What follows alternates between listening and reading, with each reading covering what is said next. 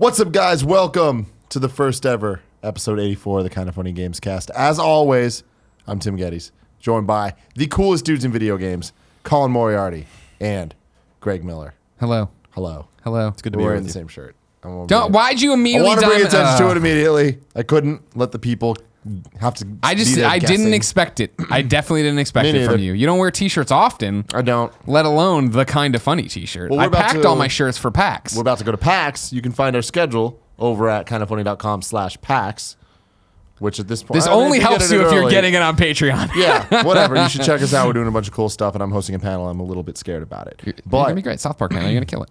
Yeah, so I had to wear this because everything else is currently being laundered. Oh, see, I packed. I not to say I don't like this shirt, but I packed all my my favorite Kind of Funny shirts. Yeah, my San Francisco Bridge one. P.S. I love you.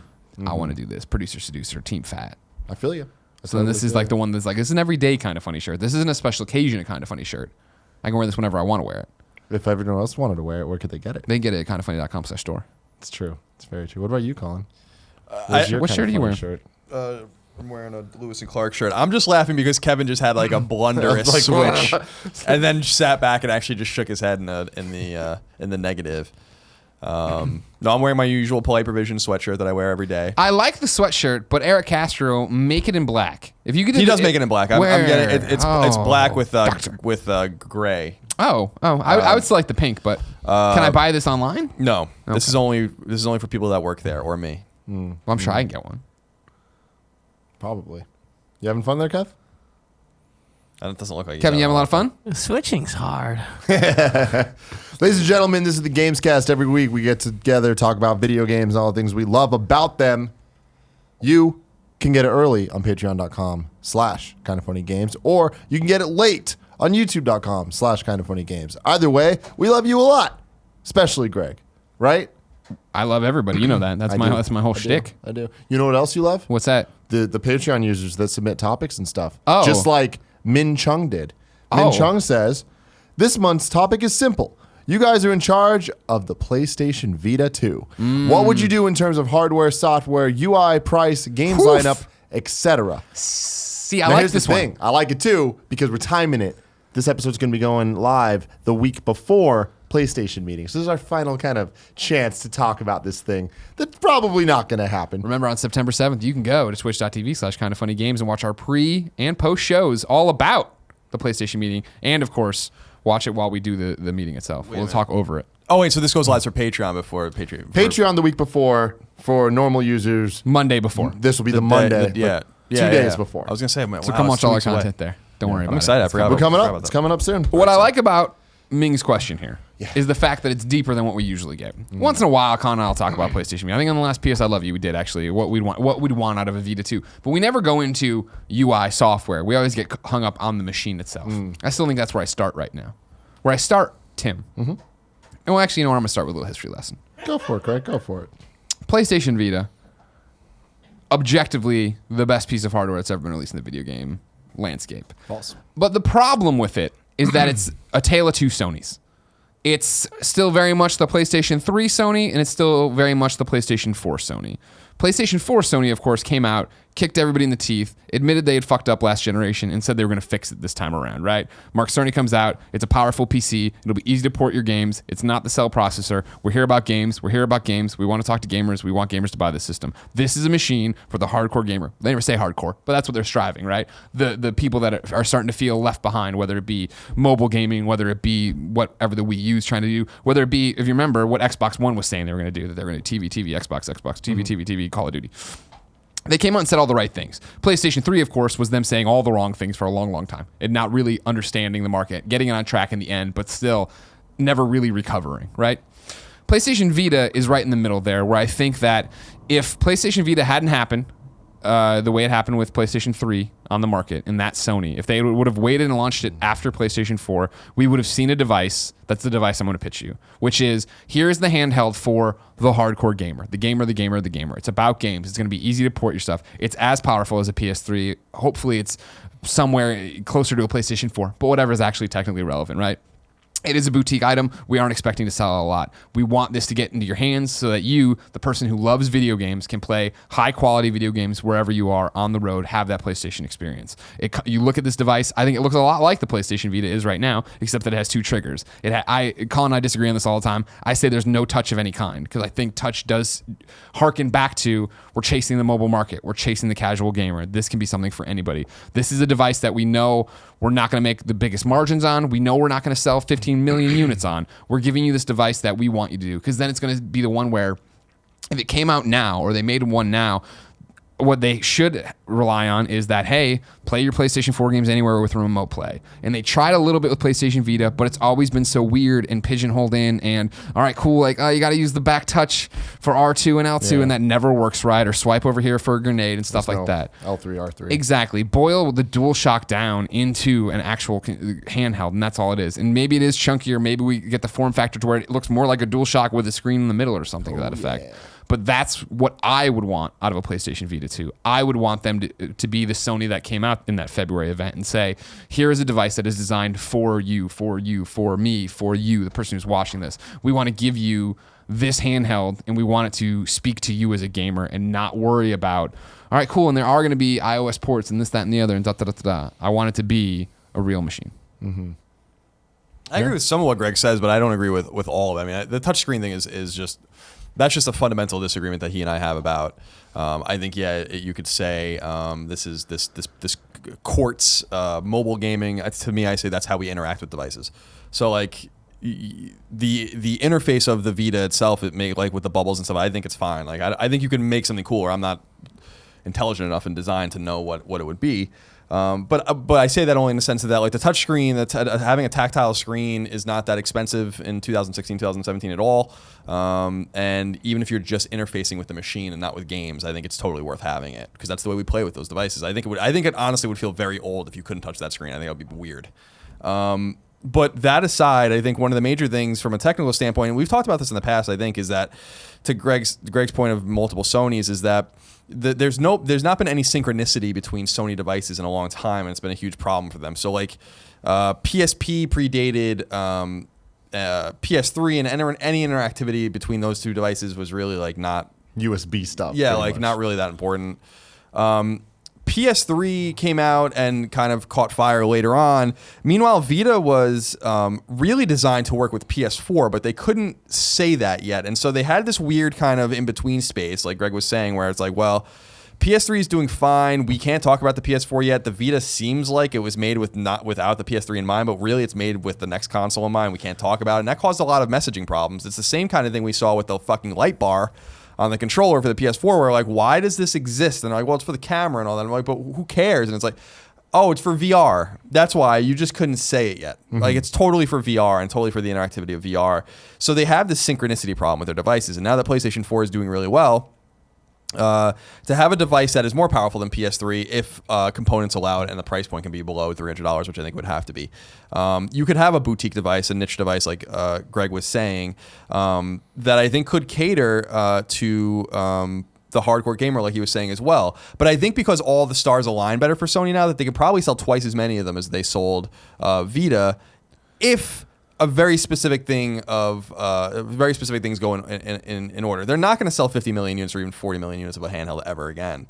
Nintendo even struggling to really hit and reach those numbers. They have, but PSP was somewhere around 80 million. DS was over 150 million or something like that. It's like these are insane numbers that are never going to be reached again in the handheld market. So as long as the expectations are calibrated downward, then I really think the thing that's going to sell this is what we were talking about on the Reacts video that we did for PS4 Slim, is that I think that they have to get developers on board, and the way to do that is to say like the risk reward here is just lower, and so you can make money. It reminds me of going to a GDC talk I went to with Drinkbox Studios some years ago, where they were like, they put a game on mobile now with Severed after launching it on Vita, but they're like, we were really not comfortable doing that. I mean, I'm paraphrasing because it's easier to find our games here and we make more money, and even though the investment's higher to make a game on Vita, people notice that and people buy games, the attach rate's high. So did Guacamelee come to iOS? I thought it did. I have no idea.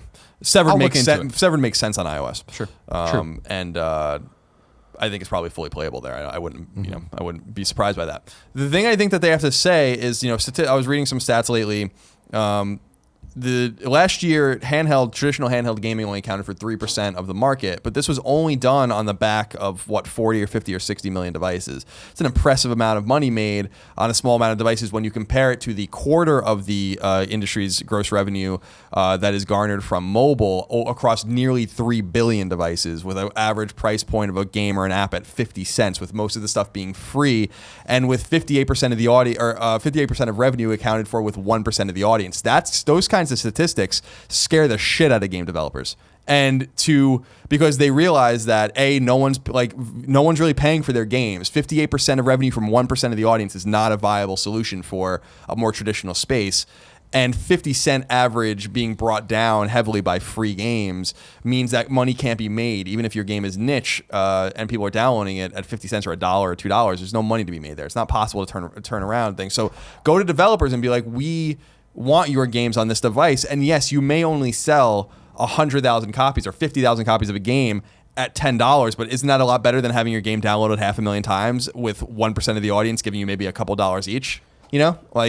They have to make this pitch, and Sony, I think, did make this pitch with the Vita a little bit, and it did garner games, and games do sell well on Vita.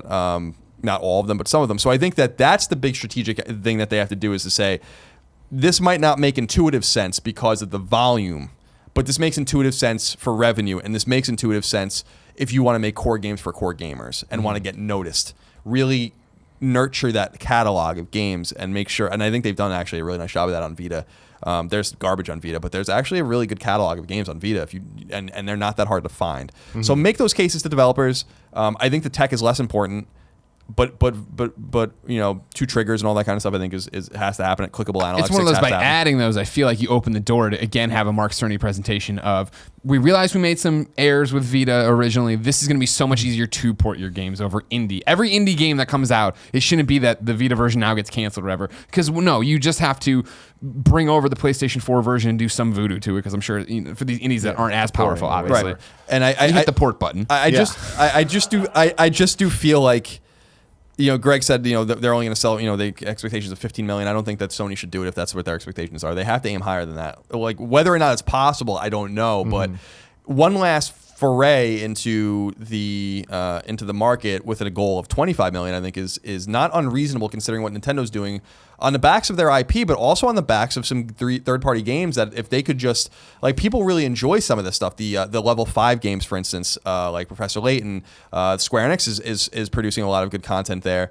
They're getting some great Japanese games from other developers and publishers as well. If Sony could just nurture that, make the connectivity between Vita and PS4 and Neo very seamless, not only with remote play, but perhaps with some onus on some sort of cross-play functionality. Well, that's the big... I think that they just have to check a lot of boxes. If they could check all those boxes successfully, if there are 15 boxes and they can get 12 of them checked, I think that I don't think it's that crazy, because it might seem unintuitive, but you just have to set your expectations lower. Not everything has to sell like a PS4, Sure. And I really still feel like they haven't probably lost money on Vita. And so I think that Sony's a big corporation, and they had write-downs on Vita for sure, and they stopped reporting those numbers. But I don't know that with the burn of 10, 15, 20,000 of these being sold every week in Japan, for instance, with games still being released there, and this thing just sitting there not doing anything with it, it's a burn. Slow burn. You're going to make your money back in the long run. But that's the thing of what we're talking about, is if they put out another one, I don't think you call it Vita 2. I think you give it another name and you focus on PlayStation 4.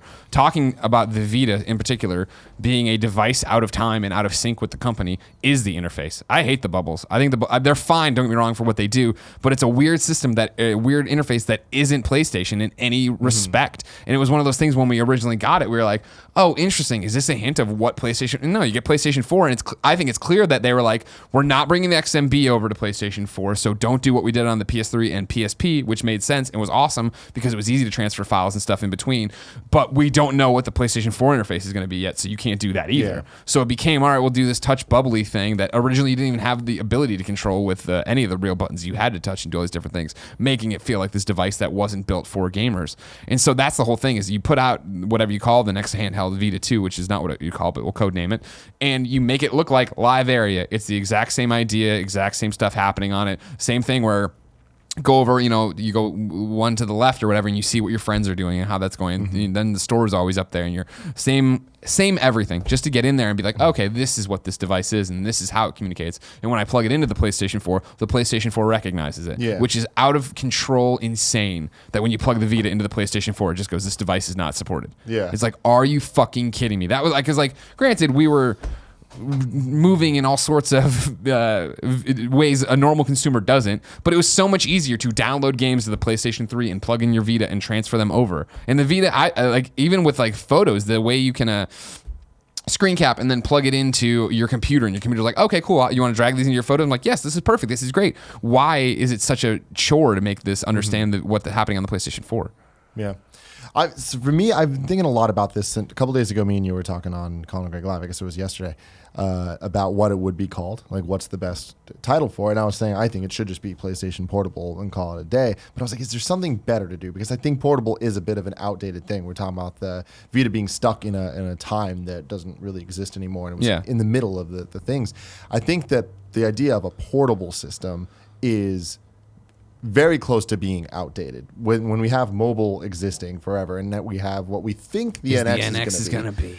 I think that the idea of a portable is kind of a bad direction to go, and that's why I think that if Vita 2 or PlayStation Portable 3 whatever, or whatever the hell it's called is like a real thing, I think it needs to be radically different, actually targeted towards the hardcore gamers, but thinking of, instead of making just another thing that's like, oh, it's a portable system, take that totally out of your mind. Think of it more as a system that you can play outside of your house. Yeah. So it's like, even if it is chunkier, it does have the shoulder buttons and the analogs and everything's proper, right? But I think that a unique way to do that would be, instead of having the next Vita being a system, have it being a platform, even if it is what PlayStation Now could turn into, or whatever the hell they want to call it. They have PlayStation Plus, PlayStation Now, they add all these things, but like PlayStation something that, what if it was an app on a phone that you can get on iOS or on Google Play and use a DualShock 4, and like, I don't know the technical wizardry around that, but if they figured out remote play, and that was it is the experience of playing PlayStation games, whether it's PS1 classics, PS2 classics, like PSN games or whatever. Like, it always blew my mind that PS3 PSN games and PS4 PSN games can't play nice, and I get it's the porting and all that stuff, but I think the idea of just figuring out a way to make the DualShock 4, that is it. People have screens everywhere, Yeah. If you could just instantly connect it, I think that they're taking steps towards that. We saw with the PC connector, so you can connect your DualShock to a computer and play games using remote play or whatever. Like, that's a step towards what I'm talking about. 100%. The idea of there isn't a different piece of hardware for the portable gaming experience in 2016, but going off the NX model of what we think it is, of being this, it is just, whether it's a console system or a portable system, the idea is you can play wherever you want or connect it to your TV. And I think that obviously connecting it to your TV, that's a PlayStation 4, right? Yeah. But connecting it anywhere else, I think it could be an app. And a lot of the, like, iPads these days, phones these days, like Android phones, they're powerful. They can play a lot of these games. And you look at Vita, the tech specs eventually get outdated, whereas these phones are constantly being updated. And it does create a scenario where certain phones and certain things won't be able to play. But I mean, that's, I think, easy to remedy with just being like, all right, well then either upgrade your phone or don't play those games, play the games that are available. No, that's an interesting move. I mean, we've been talking about it in the months prior of like, whoa, was Gaikai a huge mistake for PlayStation to buy? And now that we're getting to this PC thing, it's like, oh, this makes more sense of what they were doing, where they're going. And that does as well. I don't think we're there yet. I think you'd get another device before you'd get that. Like, again, with the device, if I was going to put it out, like, an easy way to get everybody super excited just from the get-go, right, is like, here's Vita 2, we're not calling it that. Here we're fixing all our mistakes, da-da-da-da-da. This thing can play all of your and this get where it would get really weird. Not all of them because it would be confusing, but stick with me. All of your downloadable PlayStation 3 games, right? Your journeys, these different things. Not, of course, you can download anything, so you're not downloading Fallout 3 or whatever I'm playing. But there'd be that.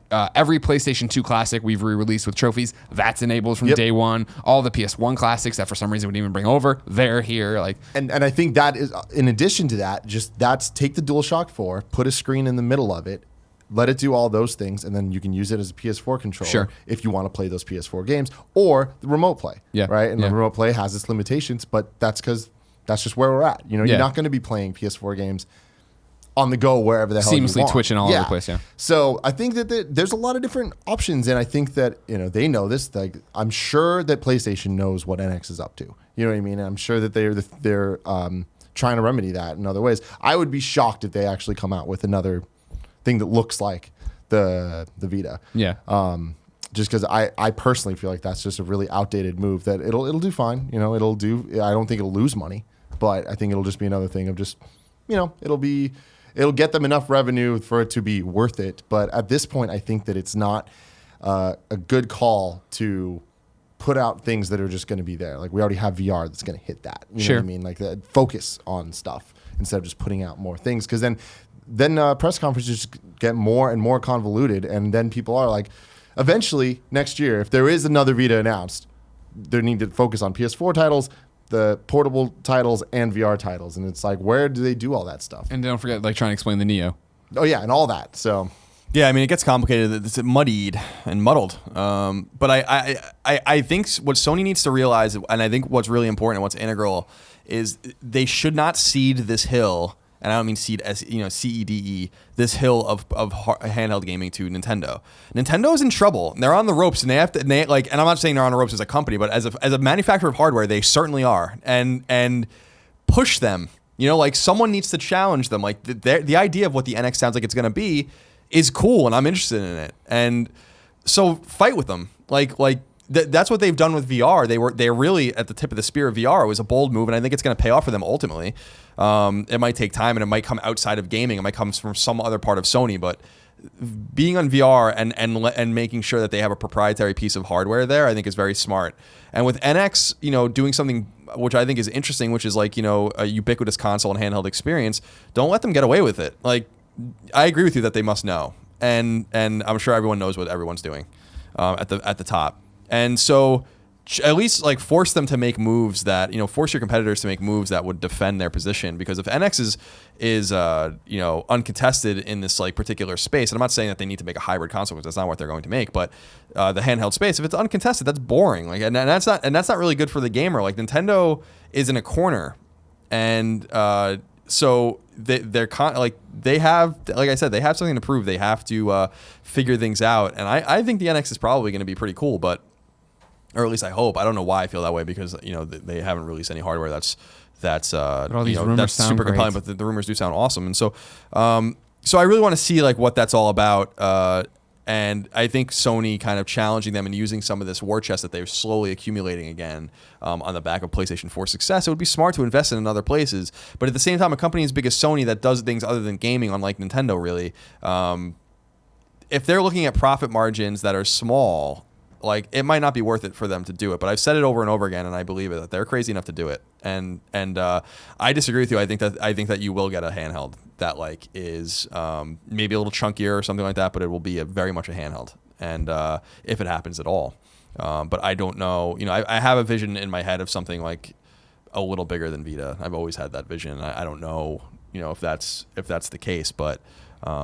As long as it, you know, but again, it's all these little boxes. Another box that they have to check is, like, marketing, and not marketing to gamers, but making sure that they're not laughed out of the room when they announce it. I think that's a huge thing that they have to figure out too. Like, it's going to be, when NGP was announced, everyone's like, of course you're going to release another one. We've known that for a long time. It was rumors circulating about that for forever. In 2016, 2017, 2018, if you're going to announce a new handheld, like, you have to make sure that there's this Castlevania article. You have to make sure that I've been waiting for you to comment on this for so long. The thing I love about the art on this, though, is that we block so much of it. It just looks like Colin's now it doesn't. But before, when Colin looks straight at the camera, it looks like he's just in front of, like, a jet bridge. Like, he's about to say goodbye and then walk up the stairs onto a little plane and take off. Yeah, that's an iconic Castlevania scene. Anyway, so I would not be surprised. I don't think you'll see it necessarily. That's my question. Real quick, before we go, let's really put our thoughts into a time capsule. Is it getting announced at PlayStation? Is there going to be a handheld announced? Me neither. I don't think so. No. I would love that, but I don't think so. Yeah, I don't either. This is something you announced in Japan. There's too much to announce. You can't come out and be like, cool, here's the PS3 or PS4 Slim. Sorry, it's been leaked. Here's the Neo. Here's more with VR, maybe, I'd assume. But, like, they need... Hey, VR, don't forget, is a month away pretty much. Like, Yeah, we need to talk exactly. about that a bit. Yeah, I think that you announce, someone at NGP, you announce a Vita successor in the safety of the Japanese market. Like, I think that you do that, and that saves you a lot of trouble. I would be shocked if they announced that in the West. Yeah. I mean, it will come out in the West if it's released, but I'd be shocked if they made that, like, you know, a specific sticking point for them. My favorite thing about the PlayStation meetings or whatever is the hype intro video. Oh, boy. Sony does so good. It's so good. I can't wait to see what they do with this because it's about to be the hotness. So I went to Twitter and I asked people what they wanted from the Vita 2. Jason Dass says he has a long list. There was a photo that he did. Because He took a He didn't photo? want to use no 140 characters. Oh. He has 10 things that he wants. SD memory card expandable. Yes, we That's didn't a talk huge- about that yet. None of this Absolutely. proprietary Some memory bullshit. bullshit. Yeah, I agree. 2, built-in storage. He says 32 gigabytes. I think that should be standard these days of at least some built-in storage. A centered front-face camera. All Really? right. Do we need this? Like, what? Jason. Remove back touch and reduce touch area. Okay. Yes. Yeah, back touch needs to go. Yeah. They painted themselves into a corner with that. Dual trigger shoulder buttons. Yep. Yeah, that's an obvious one. L3, R3. Oh, sure. Ability to live stream on Twitch. Longer No. battery life. No. That's that's software. The battery life, not, but the Twitch thing is like. And then 10, just games. Games. Yeah, he's hit on some of it. I think that like you remove like I want whatever the storage solution is. It has to be like I'm not convinced that it needs internal storage. If it will make the unit cheaper, and if you can use If you're just using SD cards you can get off Amazon, I wouldn't I care mean, about the if internal that's storage. the case, I think that it needs to come bundled with some SD card, even Sure. if it's small. Like, I It just will think be. that, It'll like, be 4 gigs. In order for this to succeed, like they need to not have the problem that they had last time. Like when Vita was announced as the Vita, not the NGP, everyone was just like, "What the fuck is this?" Because of the name and because of the memory cards and all that. Like that's when the bad news came. Well, that you know? yeah. Well, no. The memory card stuff came after when Well, they that- were that's like what I'm saying. E3 and the prices, and we were all like, "What? That's awesome!" And then it was one PSN per thing. Hey, you got to use our fucking memory cards. They're super expensive. And I think that now they would need to remedy. Oh all yeah, that stuff but again, in a because they have to come real out way. hat in hand to be like, "Hey, we made a lot of mistakes, and we're not going to do that again." Yeah. You don't only say that, by the way. You say that you have to say you believe in the device. Like Vita's a fantastic device, but we did make a series of errors that we're correcting with whatever the fuck it's going to be called. Casey Weaver The says, Marcus. just make it a PS4 controller with the screen in it. Done. I agree with that. Andrew Garcia, very similar thing to me here. Amazon, an amazing battery life, 2 shoulder buttons, regular memory cards, or just an extra micro SD slot to add. Bluetooth so that my PS4 controller can just attach to it. I don't care if it's the size of an iPad Pro. I just want regular buttons to use. Absolutely. Mark Tremblay says AAA exclusive titles and more focus on crossplay and save, Freedom Wars 2. specifically with sports games. Yeah, There's a lot of hate out there. hate. Lennon, Ecot saying I'd rather there just not be a Vita 2. Well, he's wrong and dumb. Our boy Trevor Starkey, current Vita, just plus extra shoulder buttons, minus the back touch, and with a light bar so it can work as a PSVR controller. William Ramos says, just give me back those big, beautiful black PSP buttons. Don't need those hard candy baby Vita buttons. That's what you're always saying, Tim. Is that one of your alt accounts? With you. It is. William Ramos. Ramos. That's where you send your nudes from. Like Jimmy Carlos Danger. Champagne says, more FPS games and more original Square JRPGs in the West. I Am Setsuna would have been great. Danny Rosamond says, support from Sony would be nice. More AAA games to return to a Sony handheld, such as GTA. That's the thing. That's a huge point too. Is they have got to commit with internal resources. They did for a minute. They got scared off Hot very minute. quickly, and I still think, and it makes sense why they were scared off because they're like, well, the timing of this isn't very good. You all need to make PS4 games, and you know, Bend is really the last one that's going to come out with a PS4 game. So they have to commit resources, significant resources, and money to third parties. If they want Madden, for instance, to speak to the Madden on PS4, then that's going to cost them money, not EA. Yeah. So I agree. You know, and they abandoned the Vita, and even with MLB The Show and stuff, like they stopped doing it. It's like, what are you guys doing? But it's a numbers game, and bean counters somewhere have to figure out that these things don't make sense. Dan Wilkinson says, simplicity. Don't put the pressure on it being a home console-like experience. Let it be a sibling rather than an extension. Shane Firth says, HDMI out so I can play my Vita games on a big screen when I'm not outside. I think that's a no-brainer at this point. And the frustrating thing always was that the Vita dev kits have HDMI out. So, like, why that wasn't even a thing to begin with is a little weird. The mystery report of the original Vita. Matthew E. Remus says something interesting. I don't care for this, but allow download of iOS and Android games to help sell units. Okay. That just doesn't work that way. I No, don't know. it doesn't. But Yeah, I and if understand. people have their phones, they have their phones. Like Yeah, you can maybe you can get on this the Sony Xperia Play store, whatever the hell's going on over there. Then to end this topic out, there was a back and forth that I need to call people out on. Okay, good. Because it was awesome. Joe Lapp says, I don't want a Vita 2. I want a PSP 2. No back touch, internal memory, better OS. To which Brendan Farrow responds, fuck you, Joe. You wouldn't buy it anyway. To which Joe responds, I'd buy it day one like it did my Vita. Not my fault it didn't have games that I cared to play. Brendan responds, yeah, it is. Nailed him.